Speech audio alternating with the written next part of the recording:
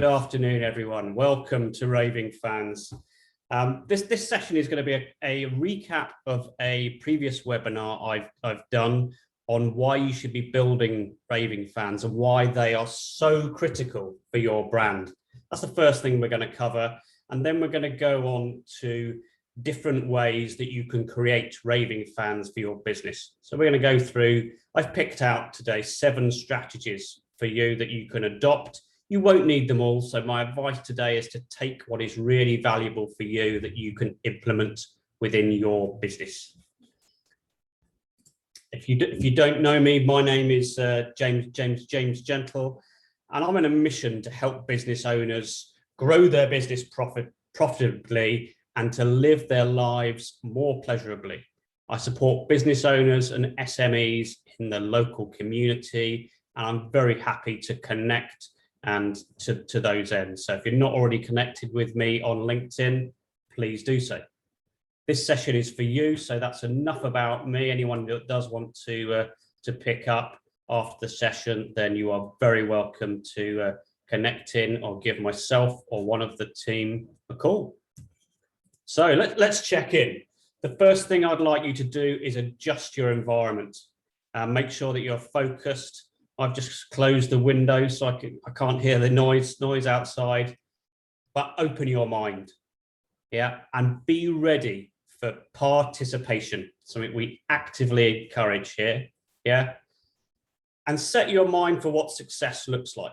Success for me today is helping you think and taking action on a couple of things that can make a difference for your business tomorrow. Define for yourself what success is. What you can expect some blinding flashes of the obvious. These are those aha moments when you connect 2 previously unconnected pieces of information. And our role is to help stimulate these aha moments for you. My suggestion is when you have one, write it down so you can act upon it. And what we always say here, that the only failure is the failure to participate. Give 100% and you will get 100%. If as a baby you gave up crawling because you fell over, you wouldn't be walking today. Take that same approach and you'll go a long way. So the check-in questions. How active and engaged do you plan to be at today's session? Put yourself a mark out of 10 in the chat, please. And whilst you're doing that, think about what you want to take out of today's session. By all means, you can either log that in your head or you can share with me your thoughts. So we can either pick them up in the session. Oh, nice to see some 10s coming in. Perfectly.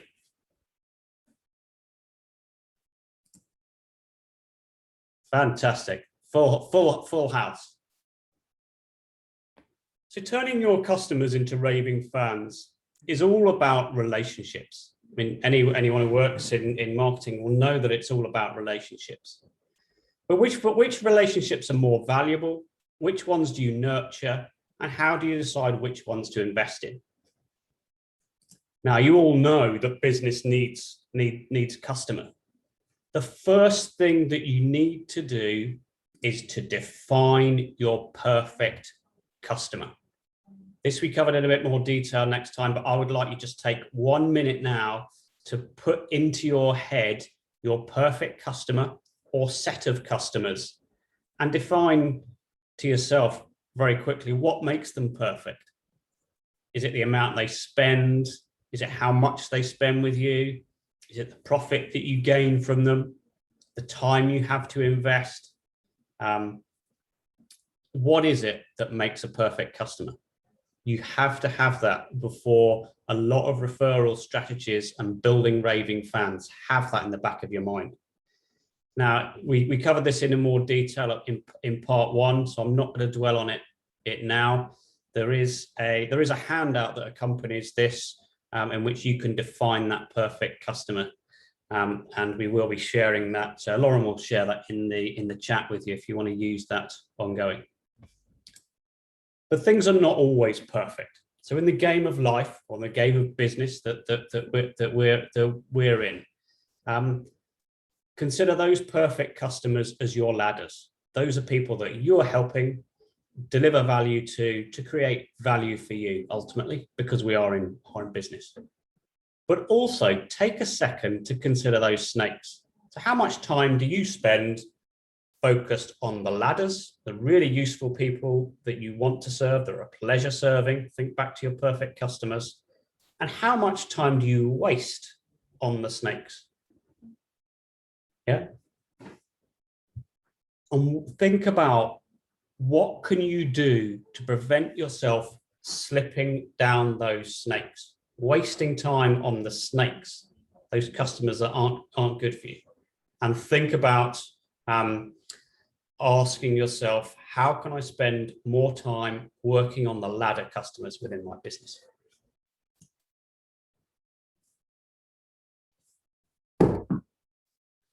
So the other thing to say is, we've defined the perfect customers. The second thing we'll go on to is what is the role with referral within your business? I covered last time the ladder of loyalty. I will recap that at double pace for you today, just so you got it in the front of your mind. And then today we'll focus on strategies that can transform the way you go about business in terms of building Raving Fans. So both the 6 key building blocks and then 7 strategies that I've picked for you today. So very quickly, what are the key benefits of a referral business? Here are 4. They give you more qualified lead. Your emphasis is very much on longer term relationships with these people, and you're utilizing referral strategies to generate business. Notice the language there is very deliberate. You're using strategies to generate business, not being reliant on people to think about perhaps referring you. And the main benefit is a lower acquisition cost. So does lower acquisition costs for more customers within your business sound attractive? Feel free to type stuff in the chat. So Raving Fans, they don't just happen, of course. You have to work and put some effort in to get them there.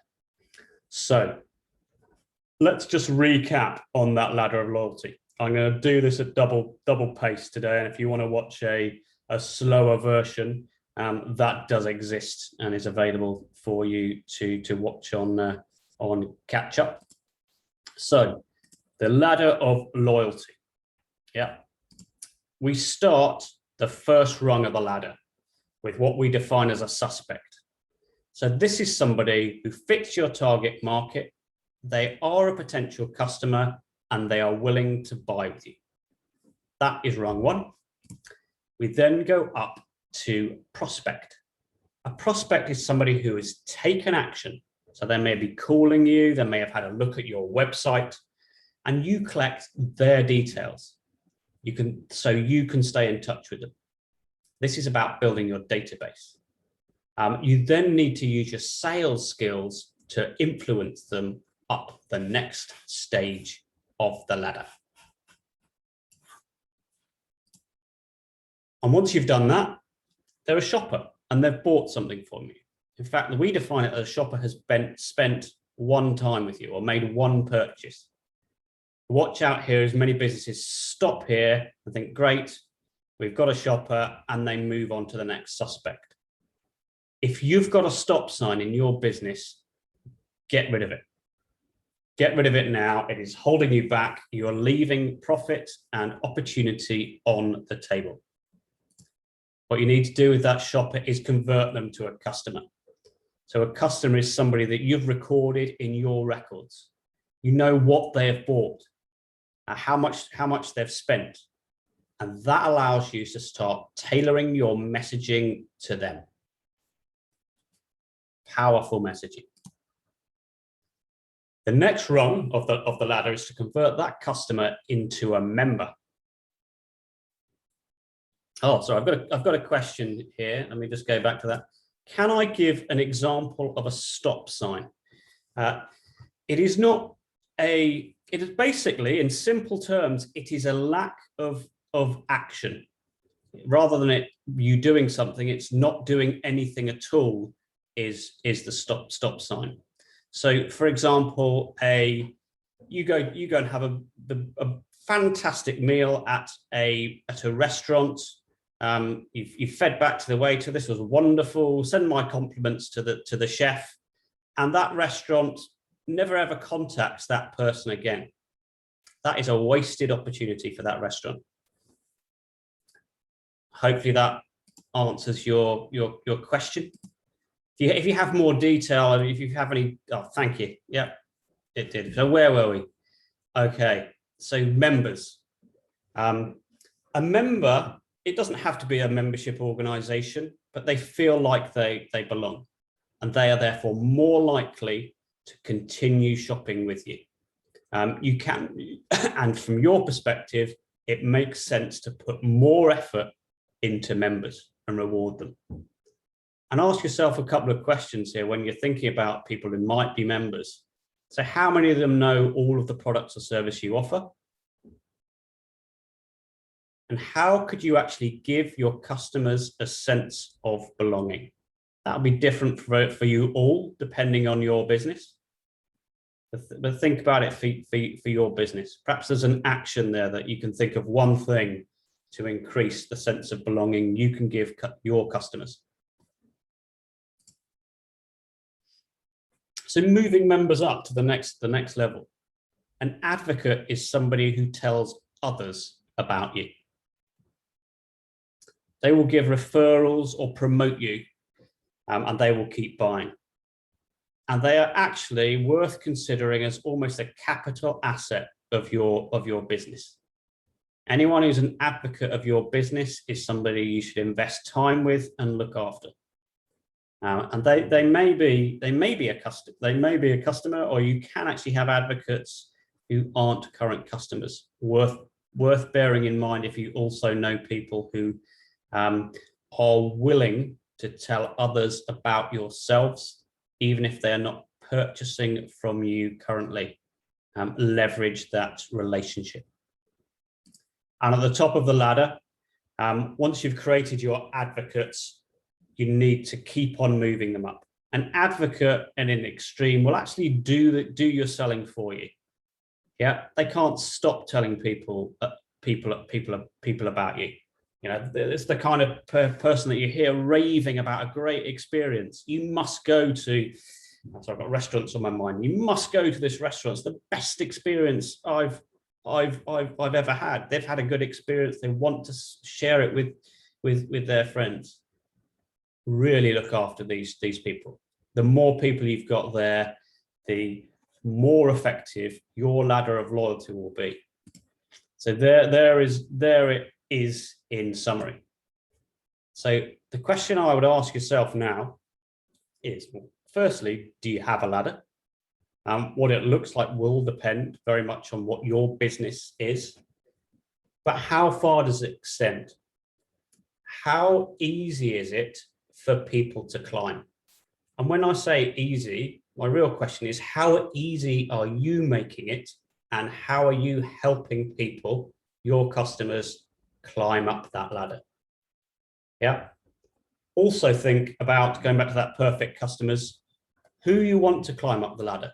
There will be people that you're quite happy don't climb up the ladder or jump off the ladder and slip down those snakes that we mentioned earlier. So think about who you want to help step up that ladder to help grow your business. That's a whistle-stop tour of the ladder. We're now going to move on to referral strategies. I'm going to spend a few minutes just going over, for those who weren't able to attend the part one of this, the 6 building blocks for referral. So from my perspective, these are the things that must be implemented with each and every one of the referral strategies that follows. Now, it's something you can do once, and you don't have to repeat differently for each of the strategies.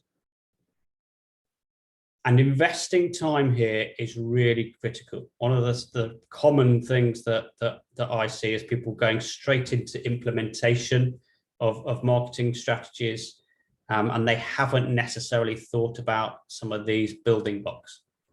And if you don't spend time investing a little bit of time up here getting this right, then the other stuff that you will do will range between less effective to completely ineffective.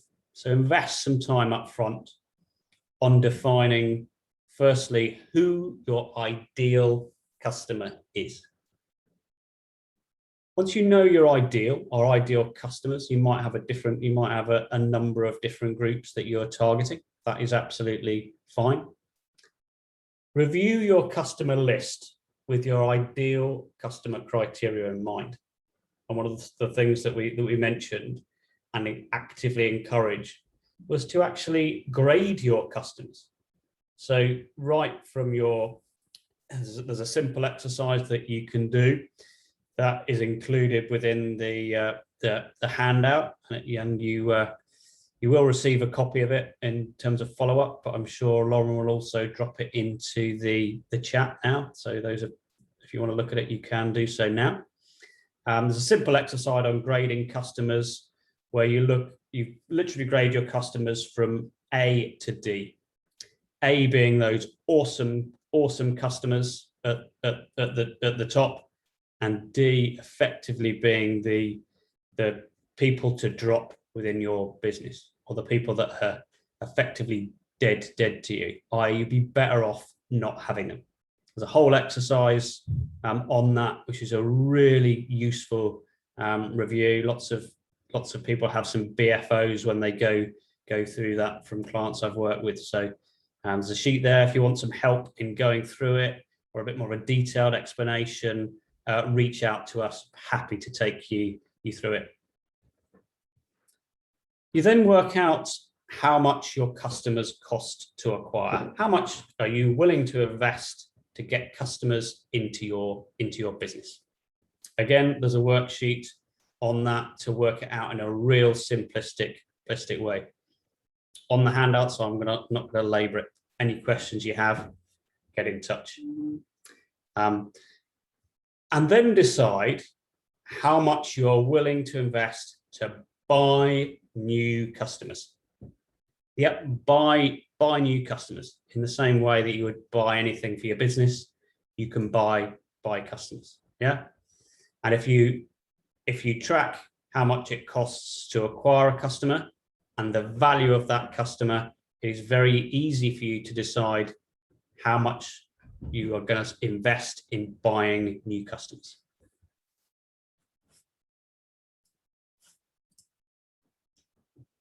Five is a very obvious one, but I always delight in stating the obvious, because everyone knows the obvious, but sometimes people forget to do it.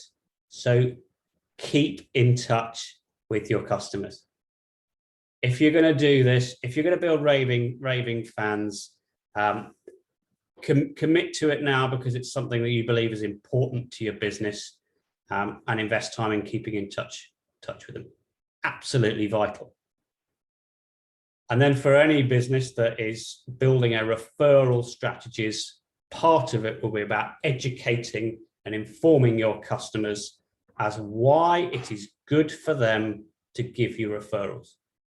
The very same principle in the fact of what's in it for them. What value is your product or service giving you? Apply here. So what value is it for them to refer your business to somebody else?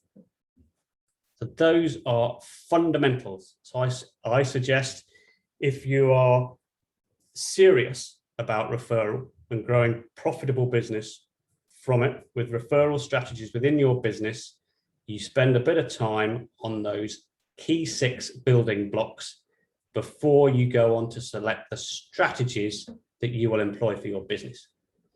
And what we're going to do now is we're just going to take you on a little journey of 7 referral strategies that you can take away and act upon within your business to build value for yourself.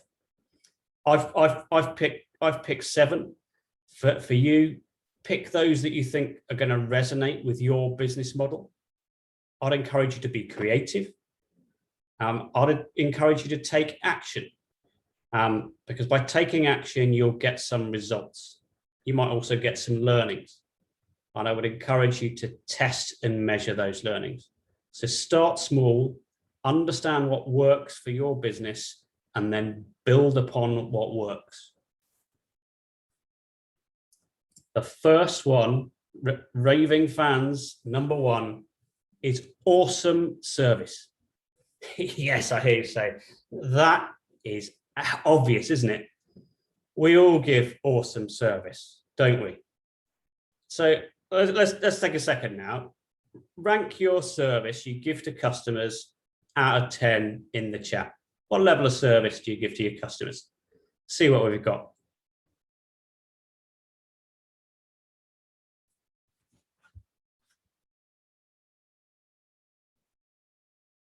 So we've got some high numbers coming in, 8s, 9s, looking good. And generally, when I ask this question, people always give themselves a relatively good score for service. Yeah. But if you're going to create delighted advocates or raving fans, you need to be absolutely amazing. Yeah. So take a second to think of a service experience that you've had in the past, or product experience you've had in the past. What made you believe that they'd given you exemplary service? Can you put your finger on it, or is it less tangible?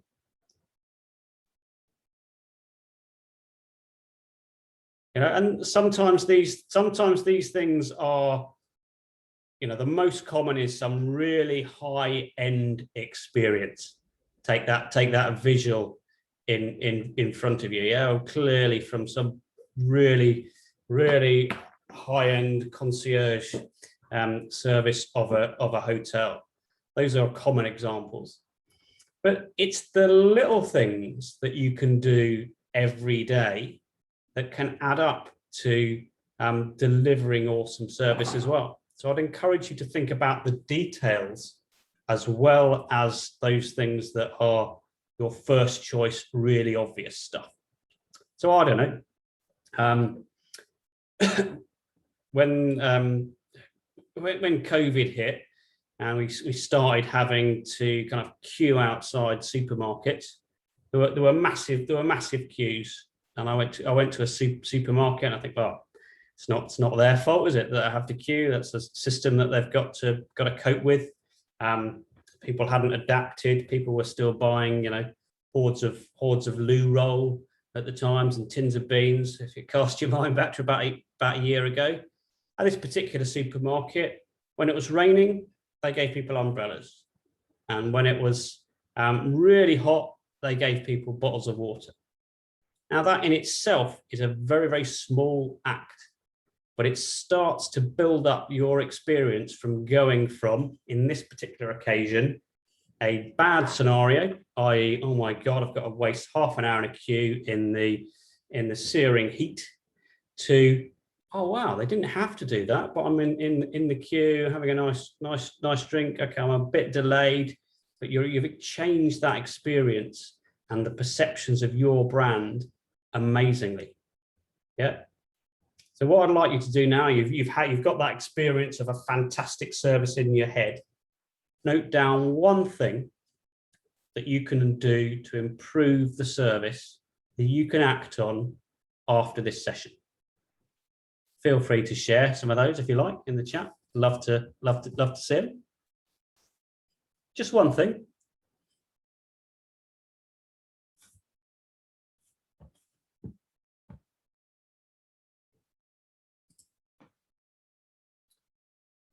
And when you're investing in your service and product,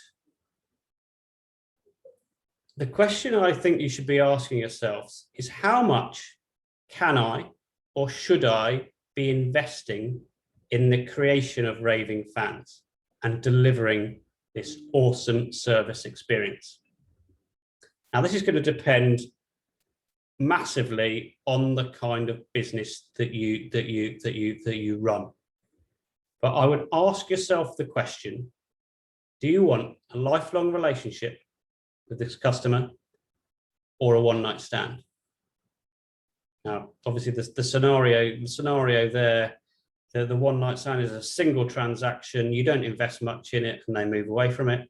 But what would you do differently if you knew that that customer would stay with you for life? And I'm sure you've come across the concept of customer lifetime value before. And if you have, then great. I'm just going to remind you of it in context here. So when you're considering buying that customer for your business, some people get excited about the profit from one single transaction. Others focus on the profit that they can make whilst adding value to customers over the lifetime. Yeah. Obviously, this will depend on your business, the values involved, the type of product.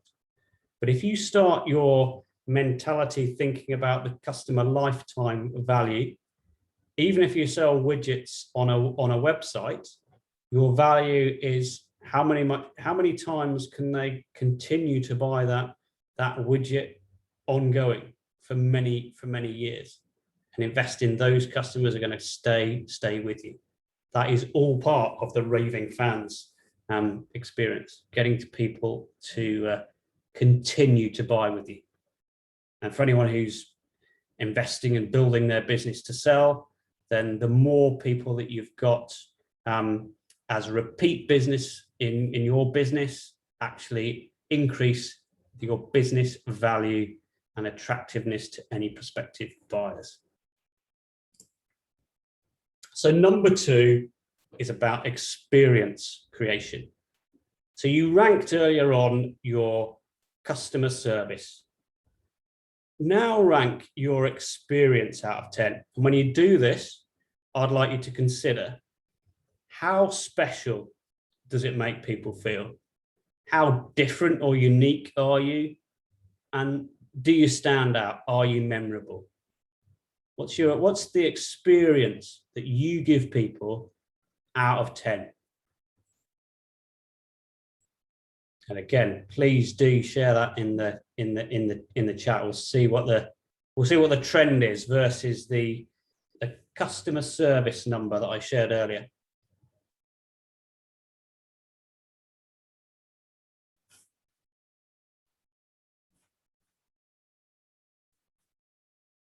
Oh, similar numbers. That's really good. When I'm asking how different or unique is it, really challenge yourself on that. Ask yourself questions along the lines of, do you do things that other people do or other people can't do? Some people, and a Virgin is a good example, use uniqueness and difference as a strategy within their business. So this came from reading one of Branson's books. When he set up Virgin Airlines on the premium end, they deliberately offered a collection from home service for their premium customers to take them to the airport, knowing full well that it was something that the customers really valued, and knowing it would be far too expensive for something like BA to deliver in their existing business model. So the things that you do and that are unique to you, you can actually turn into a massive competitive advantage for yourself. And the other thing is, what do you do that stand out and memorable? What will people tell their friends about? And again, these things can be your overall experience, but it can be tiny little things. I came across a printer the other day that always delivered when they delivered their print products, he bunged a few sweets in. And that just becomes something that stand out and memorable for that printer, that gave people a little moment of of joy that stood him apart from any other printer in the market. So again, think about your experience of what really makes it different, that's integral to the service, but you can also think about a little bolt-ons that people remember, because if people remember, you will stand out and your chance of them telling other people about it goes up. And when you're getting to all of these little details, the thing that I would really urge you to look at is the total journey, the total experience that your customer goes on. Yeah. And to do this, I would encourage you to map out that journey. Consider their full experience of dealing with you as a business.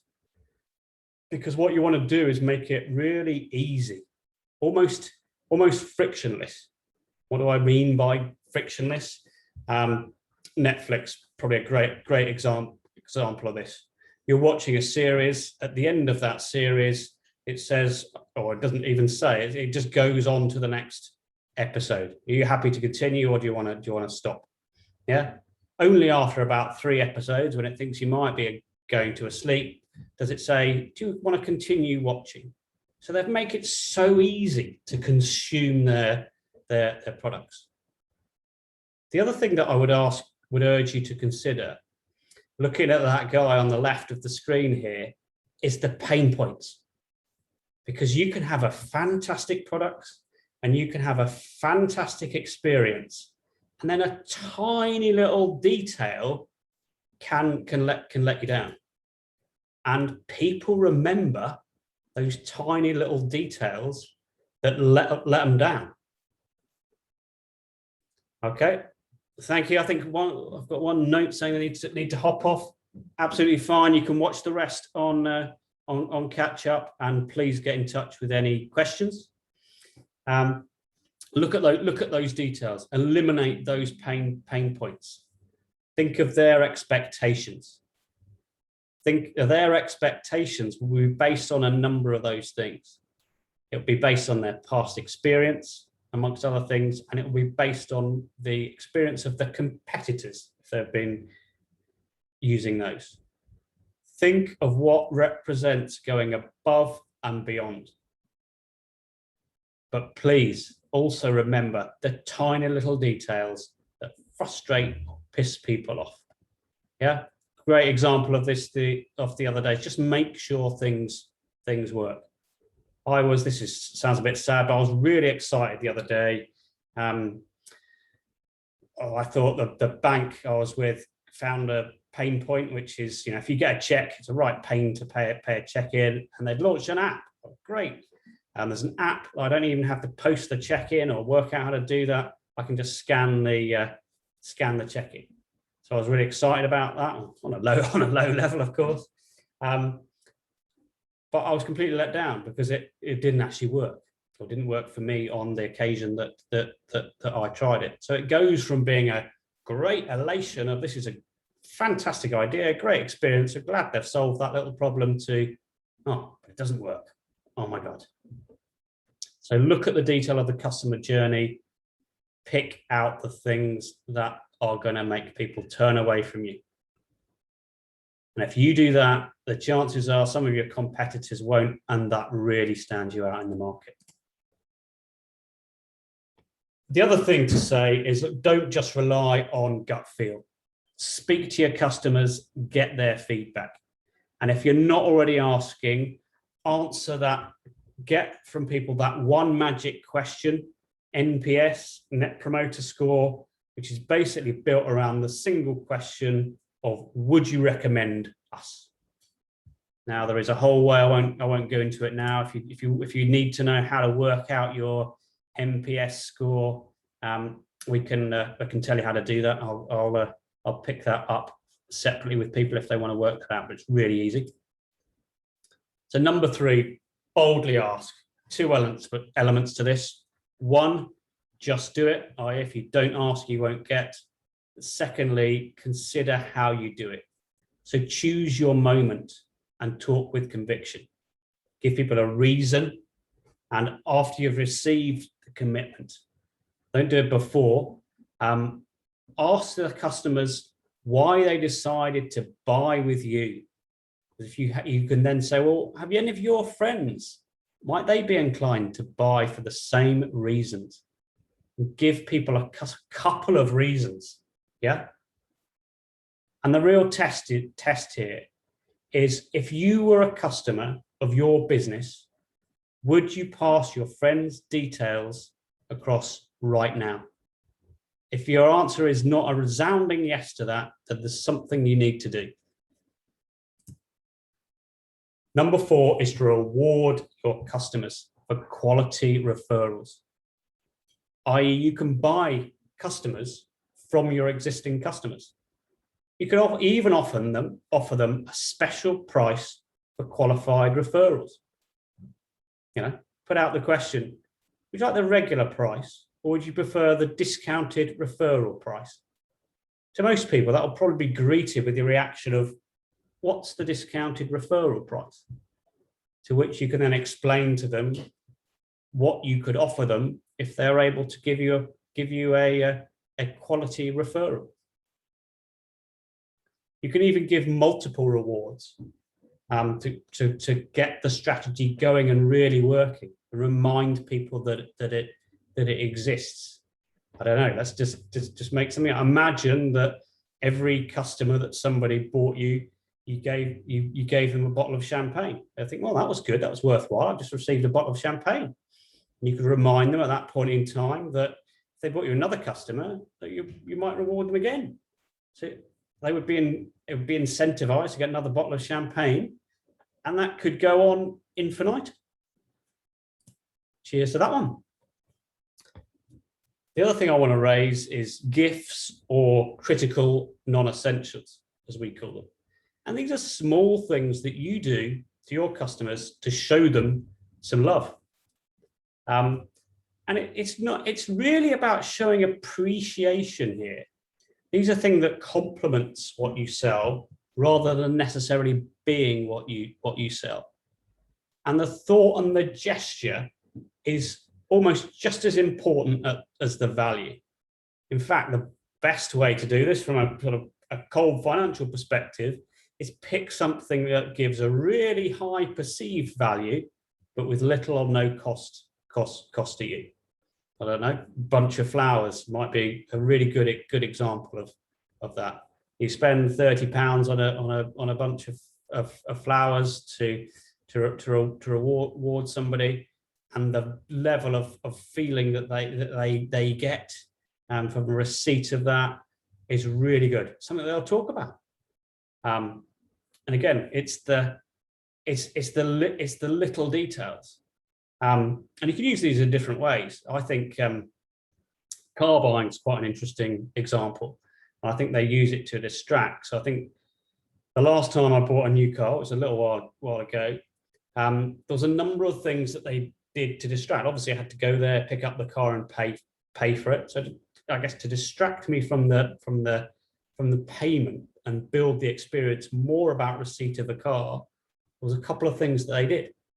What did they do? They did a grand reveal. So they had the car under a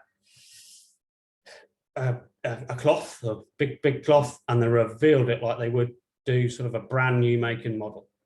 And then they gave me a choice of gift. They were little gifts, but it distracted. My mind was focused more on which of these 3 little gifts I should have, rather than I'm paying this for the car.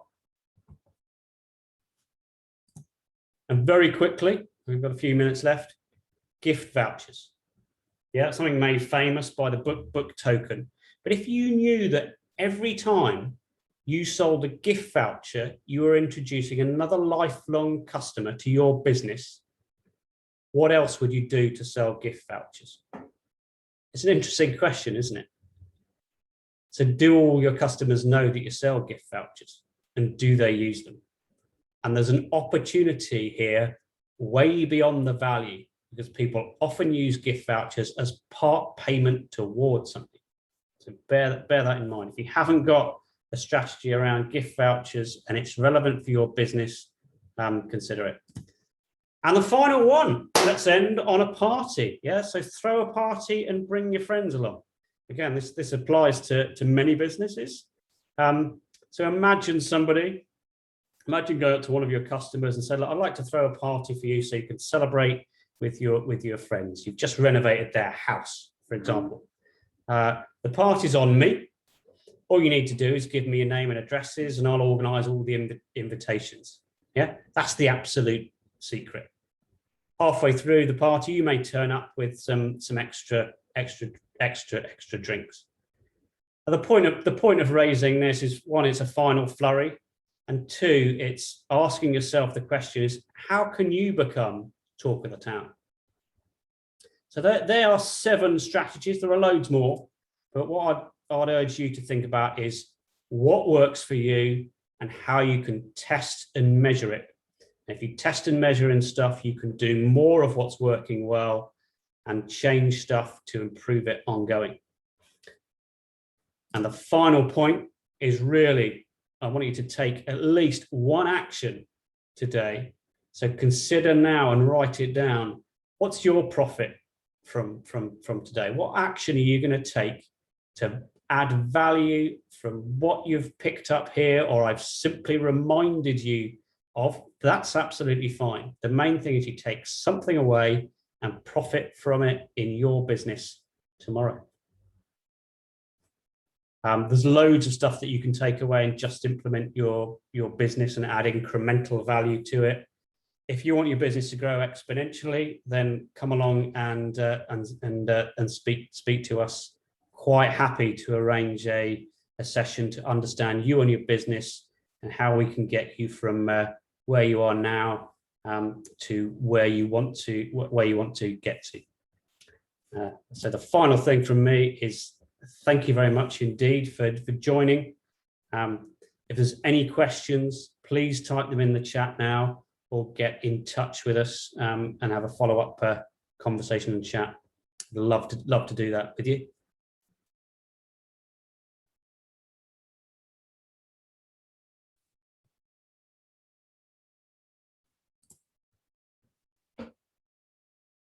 Right, I'll be here for a couple of minutes more. If anyone does have any questions, thank you. I can see some thank yous coming in. Our pleasure. Great to support you. Let's go out and create some raving fans. My pleasure. Okay. If you do nothing else, log your action now. The things that you're going to do to create some value in your business from raving fans, and I wish you all the best. Let's generate some more value. Have a fantastic rest of the week and enjoy probably what's going to be the hottest day of the year.